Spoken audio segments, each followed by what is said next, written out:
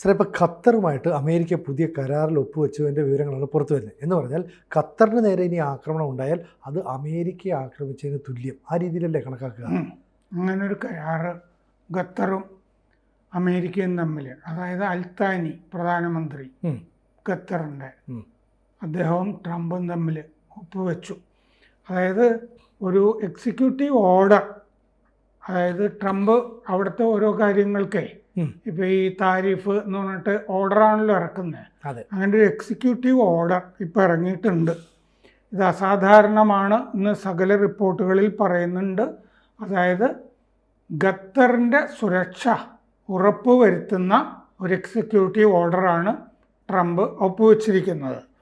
അതായത് ഖത്തറിനെ ഏതെങ്കിലും രാജ്യം ആക്രമിച്ചാൽ അത് ഞങ്ങളെ ആക്രമിച്ചതായിട്ട് കണക്കാക്കി അതനുസരിച്ച് വേണ്ടത് ചെയ്യും എന്നാണ് എക്സിക്യൂട്ടീവ് ഓർഡറിൽ പറയുന്നത്. ഈ ഉത്തരവ് അസാധാരണമാണ് എന്ന് റിപ്പോർട്ടുകളിൽ പറയുന്നു. എന്തുകൊണ്ട്? ഒരു സഖ്യരാജ്യത്തിനെതിരെ വേറൊരു സഖ്യരാജ്യത്തിന് ഉറപ്പ് കൊടുക്കുന്ന പരിപാടിയാണല്ലോ ഇത്. ഇസ്രയേലാണ് ഖത്തറിൽ ദോഹയിൽ ആക്രമണം നടത്തിയത്. അതിനെ തുടർന്നാണ് ഇസ്രയേലും സഖ്യരാഷ്ട്രമാണ് അമേരിക്കയുടെ, ഖത്തറും സഖ്യരാഷ്ട്രമാണ്. ഒരു സഖ്യരാഷ്ട്രത്തിനെതിരെ ഉറപ്പ് കൊടുത്തു എന്ന് റിപ്പോർട്ടുകളിൽ പറയുന്നുണ്ട്. എന്നിട്ട് ഈ ഉത്തരവിൽ പറയുന്നുണ്ട്, നയതന്ത്ര കാര്യങ്ങളിൽ, സാമ്പത്തിക കാര്യങ്ങളിൽ, സൈനിക കാര്യങ്ങളിൽ ഒക്കെ ഖത്തറിന് സുരക്ഷ അമേരിക്ക ഉറപ്പ് നൽകുന്നു. അപ്പോൾ അമേരിക്ക ഒരു അറബ് രാജ്യത്തിന് ഇങ്ങനെ ഉറപ്പ് കൊടുക്കുന്നതും അസാധാരണമാണെന്ന് റിപ്പോർട്ടുകളിലുണ്ട്. ഇതെന്താണെന്ന് വെച്ചാൽ ദോഹയിൽ ഹമാസ് നേതാക്കൾക്കെതിരെ ഇസ്രയേൽ ആക്രമണം നടന്നു കഴിഞ്ഞപ്പോൾ ഖത്തറിനുള്ള അമേരിക്കയുടെ സഹായം, അല്ലെങ്കിൽ അറബ് രാജ്യങ്ങൾക്കുള്ള അമേരിക്കയുടെ സഹായം വെറും ഒരു മരീചിക മാത്രമാണോ എന്നൊരു ചോദ്യം ഉയർന്നല്ലോ. അമേരിക്ക പറ്റിക്കുകയാണോ അല്ലേ? അമേരിക്കൻ താവളങ്ങളുടെ അമേരിക്കയെ വിശ്വസിച്ചിട്ടാണ് ആ രാജ്യങ്ങൾ കഴിയുന്നത്. എന്നിട്ട് അമേരിക്ക ഒരു നിർണായക ഘട്ടത്തിൽ ഒറ്റിയോ എന്ന് പറഞ്ഞൊരു ചോദ്യം വന്നു. ഇല്ല, ഞങ്ങളത് അറിഞ്ഞിരുന്നില്ല, ഒറ്റിയില്ല എന്ന് ലോകത്തിൻ്റെ മുമ്പിൽ ബോധ്യപ്പെടുത്തുന്ന ഒരു ഘട്ടം കൂടിയാണ് ഇത്. അതിലെത്ര ശരിയുണ്ടെന്നും അറിയില്ല, ബോധ്യപ്പെടുത്തുകയാണ് ഇപ്പോൾ. അപ്പോൾ അതിൽ സെക്യൂരിറ്റി ഗ്യാരണ്ടി എന്ന് പറഞ്ഞിട്ടുണ്ട്, ടെറിട്ടോറിയൽ ഇൻറ്റഗ്രിറ്റി അല്ലേ, ഭൂമി ആരും ആക്രമിച്ച് പിടിക്കാതിരിക്കാൻ, പിന്നെ സുരക്ഷ, ഇതൊക്കെ ഉറപ്പുവരുത്തുന്നുണ്ട്. പിന്നെ ഖത്തറിൻ്റെ പരമാധികാരം, സോവറിനിറ്റി, അതും ഞങ്ങൾ ഉറപ്പുവരുത്തും എന്ന് പറഞ്ഞിട്ടുണ്ട്. ഭൂമി, പരമാധികാരം, പിന്നെ ക്രിട്ടിക്കൽ ഇൻഫ്രാസ്ട്രക്ചർ എന്ന് ഓർഡറിൽ പറയുന്നുണ്ട്. നിർണായക പ്രധാനപ്പെട്ട വസ്തുവകകൾ, കെട്ടിടങ്ങൾ, ഇതൊക്കെ നശിക്കാതെ ഉറപ്പുവരുത്തും എന്ന് പറയുന്നുണ്ട്. സമാധാനത്തിനും സുരക്ഷയ്ക്കും ഭീഷണി ഉയർത്തുന്ന ശക്തികളെയൊക്കെ നിലയ്ക്ക് നിർത്തും എന്ന് പറഞ്ഞിട്ടുണ്ട്. ഇതിൻ്റെ കൂടെ വായിക്കേണ്ടതാണ് ഒരു ചിത്രം ഇപ്പോൾ വന്നിട്ടുണ്ട്, വൈറ്റ് ഹൗസ് പുറത്തിറക്കിയത്. ഒരു ഫോൺ ട്രംപിൻ്റെ മടിയിലിരിക്കുന്നു. ഇതിൻ്റെ മറ്റേ റിസീവറില്ലേ, അത് നെതന്യാഹുവിൻ്റെ കയ്യിലിരിക്കുന്നു. എന്നിട്ട് നെതന്യാഹുവിന് എന്തോ കടലാസിൽ എഴുതി കൊടുത്തിട്ടുണ്ട്. ഒരാളോട് നെതന്യാഹു സംസാരിക്കുന്നതായിട്ടും കാണാം. സംഭവം എന്താണെന്ന് വെച്ചാൽ തിങ്കളാഴ്ച വൈറ്റ് ഹൗസിൽ നെതന്യാഹു പോയി ചർച്ച നടത്തുന്നുണ്ടായിരുന്നല്ലോ. ഈ ചർച്ചിൻ്റെ ഇടയ്ക്ക് നിന്ന് ട്രംപ് അൽത്താനിയെ വിളിച്ചു, ഖത്തറിന്റെ പ്രധാനമന്ത്രി. എന്നിട്ട് മാപ്പ് പറയാൻ പറഞ്ഞു നെതന്യാഹുവിനോട്. നെതന്യാഹു മാപ്പ് പറഞ്ഞു. ശരിക്കും റിഗ്രറ്റ് എന്നല്ലേ പറഞ്ഞു, അതിനകത്തൊരു കുറ്റബോധം ഉണ്ടെന്നല്ലേ പറഞ്ഞല്ലോ, മാപ്പ് എന്ന് പറയുന്നില്ല. അപ്പോളജൈസ് എന്ന് ഇംഗ്ലീഷിൽ വന്നിട്ടുണ്ട്. റിഗ്രറ്റ് എന്ന് പറഞ്ഞാൽ ഖേദം, ഖേദം പ്രകടിപ്പിച്ചു. പക്ഷെ ഹി അപ്പോളജൈസ്ഡ് എന്ന് ഇംഗ്ലീഷിൽ വന്നിട്ടുണ്ട്. പക്ഷേ ഈ ഇസ്രായേൽ മാധ്യമങ്ങൾ കൊടുത്ത വിവരങ്ങളിൽ റിഗ്രറ്റ് എന്ന് മാത്രമേ പ്രധാനമന്ത്രി പറയുന്നു എന്നാണ് പറയുന്നത്. അതെ, ഇസ്രായേൽ മാധ്യമങ്ങൾ അങ്ങനെ പറഞ്ഞിട്ടുണ്ട്. ഞാൻ പറഞ്ഞില്ലേ, വൈറ്റ്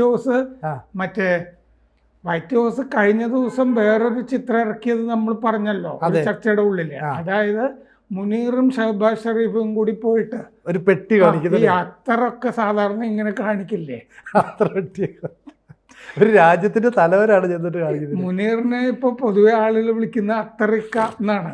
ഈ കച്ചവടം ആഗോളമായിട്ട് ചെയ്യാനായിട്ട് ഇങ്ങനെ ഒരു പെട്ടി കാണിക്കുന്നുണ്ട്. എനിക്ക് ആ പെട്ടി കണ്ടപ്പോൾ പണ്ട് ശ്രീനിവാസന്റെ ഒരു സിനിമയില് മറ്റേ പവനായി വന്നിട്ടേ ഒരു കാണിക്കുന്നത് പോലെയാണ് തോന്നിയത്. ഇങ്ങനെ കാണിക്കുന്നത് വൈറ്റ് ഹൗസ് പുറത്തിറക്കി, അത് പാകിസ്ഥാനെ നാറ്റിക്കാൻ എന്ന് പറഞ്ഞ പോലെ ഈ ഫോണും പിടിച്ചിട്ട് നെതന്യാഹു സംസാരിക്കുന്ന ചിത്രം വൈറ്റ് ഹൗസ് പുറത്തിറക്കിയിട്ടുണ്ട്. എന്തായാലും മാപ്പ് പറയിച്ചു. അങ്ങനെ ഖത്തറിനെ ബോധ്യപ്പെടുത്തിയതാണത്. ഞങ്ങളൊറ്റിയതല്ല കേട്ടോ, നെതന്യാഹു മാപ്പ് പറഞ്ഞിട്ടുണ്ട് എന്ന് ചിലപ്പോൾ നെതന്യാഹുവിനോട് ട്രംപ് പറഞ്ഞിട്ടുണ്ടാവും, അന്ന് ഞാൻ ഒറ്റയെങ്കിലും നിങ്ങളുടെ കൂടെ നിന്നെങ്കിലും ഇപ്പൊ ഒന്ന് പറഞ്ഞേക്ക്, ഒന്ന് സഹായിച്ചേക്കത്തില്ലേ എന്ന് പറഞ്ഞിട്ടുണ്ടാവും ചിലപ്പോൾ അതിന് തൊട്ട് മുമ്പ്. അപ്പോൾ ഇത് ഈ അൽ ഉദൈദ് എന്ന് പറഞ്ഞ വ്യോമത്താവളം ഖത്തറിലുള്ളത്, അത് മിഡിൽ ഈസ്റ്റിലെ ഗൾഫിലെ ഏറ്റവും വലിയ അമേരിക്കയുടെ വ്യോമത്താവളമാണ് അൽ ഉദൈദ്. അത് സംരക്ഷിക്കേണ്ട ആവശ്യം കൂടി അമേരിക്കയ്ക്ക് ഉണ്ടല്ലോ. അതെ. അപ്പം അത് സംരക്ഷിക്കുക എന്നുള്ളത് കൂടി ഖത്തറിൻ്റെ അകത്തല്ലേ, അത് സംരക്ഷിക്കണം എന്നുണ്ടെങ്കിലും ഖത്തറിന് ഈ ഉറപ്പ് കൊടുക്കണ്ടേ. അതെ, ഖത്തറിൻ്റെ ഉള്ളിലുള്ളത്. പിന്നെ ഖത്തറിൻ്റെ അകത്താണ് ട്രംപിൻ്റെ ഗോൾഫ് കോഴ്സ് സ്വന്തം. ഗോൾഫ് കോഴ്സ് ഉണ്ടല്ലോ ട്രംപിന് വിയറ്റ്നാമിലും ഒക്കെ. ഇപ്പോൾ വിയറ്റ്നാമിൽ പണിതുകൊണ്ടിരിക്കുന്നുണ്ട്, പല സ്ഥലത്തും ഉണ്ട്. അപ്പോൾ അതുകൊണ്ട് അത് സംരക്ഷിക്കാനും ഈ ഉറപ്പ് കൊടുക്കണമല്ലോ. എൻ്റെ തന്നെ സ്ഥലം ഞാൻ സംരക്ഷിക്കുന്നു എന്നും കൂടി ഇതിന് അർത്ഥം ഉണ്ടെന്നാണ് ഞാൻ ഈ പറയുന്നത്. Executive order. അവിടെ ട്രംപിന് ഗോൾഫ് കോഴ്സ് ഉണ്ട്. അപ്പോൾ പുള്ളി അത് ചെയ്യേണ്ടതാണ്. അതായത് അമേരിക്കയുടെ ചെലവിൽ സ്വന്തം ഗോൾഫ് കോഴ്സ് കൂടി സംരക്ഷിക്കുന്ന പരിപാടിയുണ്ട്. ഇത് ഇറാൻ ആക്രമിച്ചിട്ടുണ്ട് അൽ ഉദൈദ് വ്യോമത്താവളം.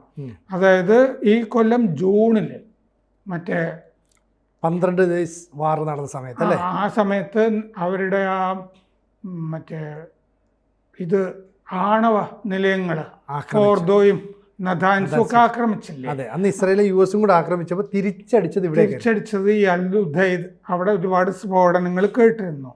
അതായത് ജൂൺ 23-ാം തീയതി, ഈ കഴിഞ്ഞ ജൂൺ 23-ാം തീയതി ഇറാൻ ആക്രമിച്ചിരുന്നു. അപ്പോൾ വാർത്തകളിൽ കാണുന്നത് ഇസ്രയേലിനെതിരെ ഖത്തറിന് ഉറപ്പ് കൊടുത്തു എന്നാണെങ്കിലും എൻ്റെ മനസ്സിലുള്ളത് ഇറാൻ അല്ലേ ആക്രമിക്കാൻ സാധ്യത. അതെ, ഇറാൻ അൽ ഉദൈദ് വ്യോമത്താവളവും ഖത്തറിനെ ആക്രമിക്കുന്നതിനും എതിരെ അല്ലേ ഞങ്ങൾ ഒരു ഉറപ്പ് കൊടുത്തു എന്നാണ് ഞാൻ കാണുന്നത്. കാരണം ഇറാനെ നേരിട്ട് US അറ്റാക്ക് ചെയ്യാൻ പറ്റില്ലല്ലോ. അപ്പോൾ പിന്നെ ആകെയുള്ള പ്രതീക്ഷ ഈ പറയുന്ന താവളത്തെ ആക്രമിക്കുക. അങ്ങനെ ചെയ്താൽ ഞങ്ങൾ അടിച്ചോളാം എന്നൊരു ഉറപ്പല്ലേ. പാകിസ്ഥാനും സൗദിയും തമ്മിൽ ഒരു കരാർ ഒപ്പ് വെച്ചപ്പോഴും അതും ഇറാനെതിരെയാണെന്ന് അന്ന് പറഞ്ഞു മുസ്ലിം വിദഗ്ധന്മാരത് ചൂണ്ടിക്കാട്ടിയിരുന്നു. അപ്പോൾ ഇറാനാണ് പ്രധാനമായിട്ടും ഭീഷണി. അത് ഇംഗ്ലീഷ് മാധ്യമങ്ങൾക്കത് മനസ്സിലാകാത്തതാണ് അതിൻ്റെ ശരിക്കുള്ള നൂലാമാലകൾ. അതുകൊണ്ട് ഇറാനെതിരെ എന്നാണ് ഞാൻ കരുതുന്നത് ഈ ഉറപ്പ് കൊടുക്കുന്നത്. അപ്പോൾ മറ്റേ ഗ്യാസ് സമൃദ്ധമാണ് ഖത്തർ അല്ലേ, പ്രകൃതിവാതകങ്ങൾ ധാരാളമുണ്ട്. ഈ അൽ ഉദൈദ് വ്യോമത്താവളം 60 ഏക്കർ വരും. 60 ഏക്കറിൻ്റെ അകത്താണ്. ദോഹയ്ക്ക് പുറത്ത് മരുപ്രദേശത്താണ് അൽ ഉദൈദ്. 1996-ലാണ് അൽ ഉദൈദ് താവളം തുടങ്ങിയത്.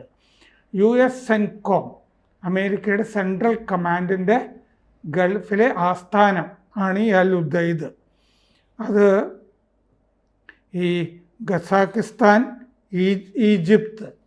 ഈജിപ്ത് മുതൽ പടിഞ്ഞാറ് ഈജിപ്ത് മുതൽ കിഴക്ക് ഖസാക്കിസ്ഥാൻ വരെയുള്ള മേഖല, അതിൻ്റെ മേൽനോട്ടമാണ് അമേരിക്കൻ സെൻട്രൽ കമാൻഡ് ഇവിടെ ഇരുന്ന് ചെയ്യുന്നത്, ഈ അൽ ഉദൈദ് വ്യോമത്താവളത്തിലിരുന്ന്. ഖത്തർ എമിറി എയർഫോഴ്സ് അവിടെ ഉണ്ട്. ഖത്തറിൻ്റെ എയർഫോഴ്സ് ഉണ്ട്, അമേരിക്കൻ എയർഫോഴ്സ് ഉണ്ട്, ബ്രിട്ടൻ്റെ റോയൽ എയർഫോഴ്സ് ഉണ്ട്, മറ്റു വിദേശ രാജ്യങ്ങളുടെ ഒക്കെ സൈനിക സഹായങ്ങൾ അവിടെ ഉണ്ട്. 10,000 ഭടന്മാരുണ്ട് അവിടെ അൽ ഉദൈദ് വ്യോമത്താവളത്തിൽ. $8 ബില്യൺ അമേരിക്ക അതിൻ്റെ പരിഷ്കാരത്തിന് വേണ്ടി ചിലവാക്കിയിട്ടുണ്ട്. എന്ന് പറയുമ്പോൾ 70,940 കോടി രൂപ, 70,000 കോടി രൂപ അമേരിക്ക ചിലവാക്കിയിട്ടുണ്ട് അവിടെ അൽ ഉദൈദ് എയർബേസിൽ. ഇറാഖ്, അഫ്ഗാനിസ്ഥാനിലുമൊക്കെ ഇടപെട്ടത്, അമേരിക്ക ഇടപെട്ടത് ഈ അൽ ഉദൈദ് ബേസ് ആസ്ഥാനമാക്കിയിട്ടാണ് ചെയ്തത്. അഫ്ഗാനിസ്ഥാനിൽ 2021 അവിടെ നിന്ന് പോയി അതുവരെ. അതുപോലെ ഇറാഖിലെ ആക്രമണങ്ങളൊക്കെ നടത്തിയതൊക്കെ ഈ അൽ ഉദൈദിൽ നിന്നാണ് ചെയ്തത്.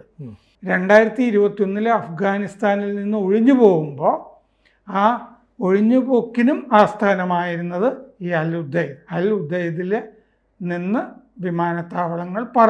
വിമാനങ്ങൾ പറന്നിട്ടാണ് ആ ഒഴിച്ചുപോക്ക് നടന്നത്. ഇറാൻ ആക്രമണത്തിന് മുമ്പ്, ഇറാൻ ആക്രമിച്ചല്ലോ ജൂണിൽ, അതിന് മുമ്പ് വേണ്ട കരുതലുകളൊക്കെ നടത്തിയിരുന്നു. ആ സമയത്ത് ഉപഗ്രഹ ചിത്രങ്ങൾ നോക്കുകയാണെങ്കിൽ അൽ ഉദൈദ് വ്യോമത്താവളത്തിൽ വിമാനങ്ങളൊന്നും ഉണ്ടായിരുന്നില്ല. അത് അവിടെ നിന്ന് മാറ്റിയിരുന്നു.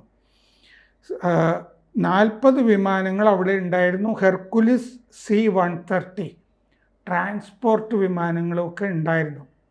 അതൊക്കെ ഈ ആക്രമണത്തിന് മുമ്പേ മാറ്റിയതുകൊണ്ട് രക്ഷപ്പെട്ടു. ജൂണിലെ ആക്രമണത്തിന് മുമ്പ് ബഹ്റൈൻ തുറമുഖത്ത് നിന്ന് 5ാം നാവിക വ്യൂഹം 5th ഫ്ലീറ്റ് അന്ന് അമേരിക്കയുടെ ഉണ്ടായിരുന്നു. അത് ബഹ്റൈൻ തുറമുഖത്ത് നിന്നും പോയിരുന്നു ആക്രമിക്കാതിരിക്കാൻ ഇറാൻ. B-2 ബോംബറുകൾ അന്ന് അൽ ഉദൈദിൽ നിന്നല്ല വന്നത്, ഗുവാമിൽ നിന്നാണ് വന്നത്. കാരണം ഗൾഫിലെ ഒരു സ്ഥലത്ത് നിന്ന് വന്ന് പ്രശ്നമാകണ്ടെന്ന് വിചാരിച്ചിട്ടാണ് ഈ നദാൻസും ഫോർദോയും ഇറാനിലെ ആണവ നിലയങ്ങൾ അമേരിക്ക ആക്രമിക്കുമ്പോൾ അൽ ഉദൈദിൽ നിന്നല്ല വിമാനങ്ങൾ പറന്നുയർന്നത്, ഗുവാമിൽ നിന്നാണ് വന്നത്. 7 B-2 വിമാനങ്ങളാണ് അത് വൈറ്റ്മാൻ എയർഫോഴ്സ് ബേസിൽ നിന്ന് മിസൂറിയിൽ പറന്നുയർന്നത്. അറ്റ്ലാന്റിക്കിന് മേൽ ആണ് അത് പറന്നുയർന്നത്. മിഡിൽ ഈസ്റ്റ് ബേസുകളിൽ, ഗൾഫിലെ ബേസുകളിൽ നിന്നൊന്നും അന്ന് വിമാനങ്ങൾ പങ്കെടുത്തില്ല ആ ആക്രമണത്തിൽ ഇറാനിലെ. അതൊക്കെ ജാഗ്രതയോടുകൂടി കൈകാര്യം ചെയ്തതാണ്, ഇറാൻ്റെ ആക്രമണമൊക്കെ പേടിച്ചിട്ട്. നെതന്യാഹു ഖത്തറിനോട് മാപ്പ് പറഞ്ഞത് നമ്മൾ പറഞ്ഞു. ഈ തിങ്കളാഴ്ച ഓവൽ ഓഫീസിലാണ് അത് സംഭവിച്ചത്. അൽ-ഹിയയുടെ മകൻ, ഹമാസിൻ്റെ നേതാവ് അൽ-ഹിയയുടെ മകൻ ഉൾപ്പെടെ 6 പേര് അന്ന് കൊല്ലപ്പെട്ടിരുന്നല്ലോ.